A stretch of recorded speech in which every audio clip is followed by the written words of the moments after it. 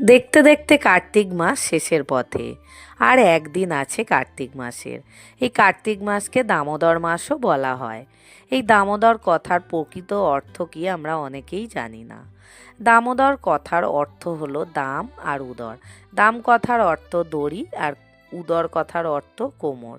মা যশোদা শ্রীকৃষ্ণের দুষ্টুমি সহ্য করতে না পেরে তার কোমরে যখন বন্ধন দিয়েছিলেন, শ্রীকৃষ্ণের সেই রূপটিকেই বলা হয় দামোদর।